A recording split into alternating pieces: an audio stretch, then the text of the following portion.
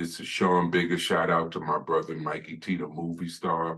You can find me at The Bigger Picture, it's spelled Bigga. Please like, subscribe, all the things that these guys tell you. It would really greatly be appreciated, and you would definitely enjoy. And also, Mikey T, the movie star. Those that haven't subscribed and like.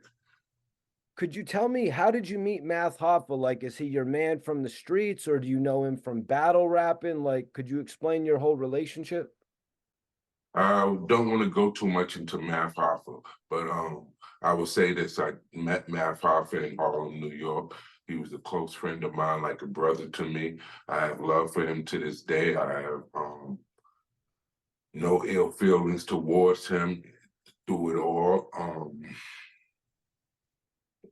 Things went left with me and the brother, which I've already explained on my platform, and I just want to leave that situation at that. You know, he saw things his way. You know, I saw it a different way, and all things work for the will of the Lord. Could you tell me how you actually ended up on the show, My Expert Opinion? He was my close friend.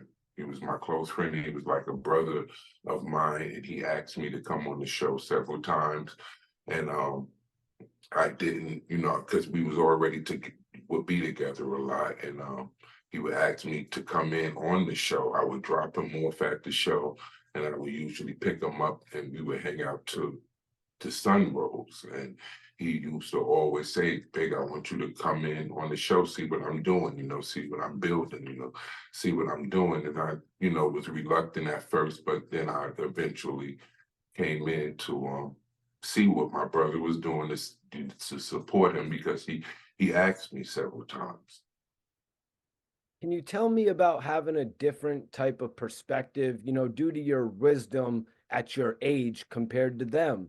Because y'all didn't always see eye to eye, and maybe it was because they are younger. So maybe they didn't catch the message at the moment, but as they grow older, will they?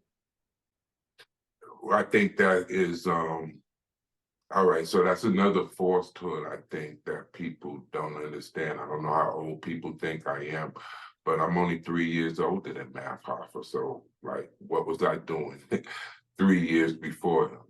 You know what I'm saying? I think people take the way I speak and the way I carry myself and think that I'm so much a gap. No, I'm 3 years older than Math Hoffa, maybe a couple years, or maybe actually the same age as Heineken.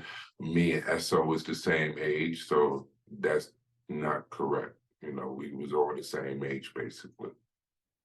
All right, man. Well, I appreciate you clearing that up. Yeah, you know what I mean? I think some people do assume that you are actually his OG. No, you know what I'm saying? That was my brother.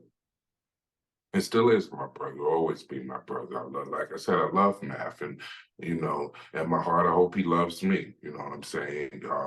Sometimes brothers don't see eye to eye, and sometimes they have differences, and they need to separate, from each other, for whatever reasons that be, But his children, like I said on Bag Few, his children are my nephews, and I will hope that he feel the same about mine.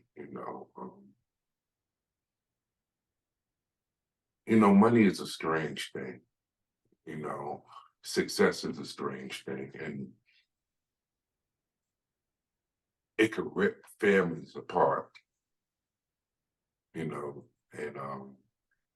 however the people think which ripped apart is for them to think.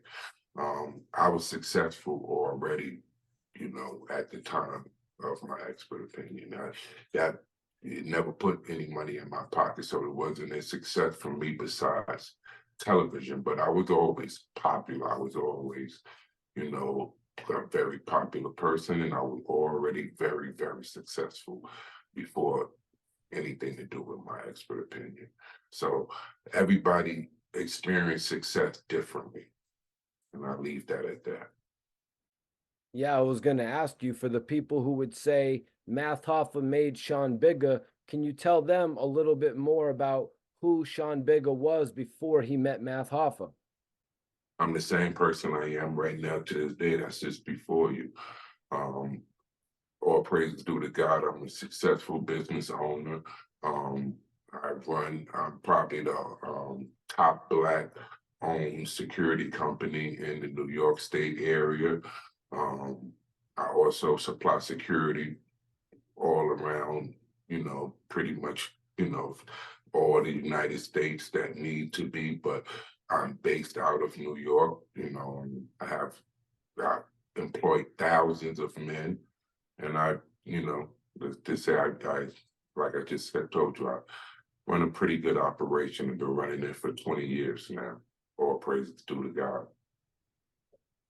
When Tony Yayo was on My Expert Opinion, did he get out of pocket with you? Because him and Matt Hoffa were going crazy back and forth.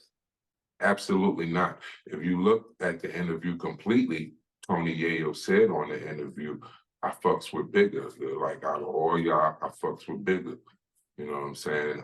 So no, wasn't it wasn't a he wasn't directed at me. Whatever was going on that day it wasn't in my direction. But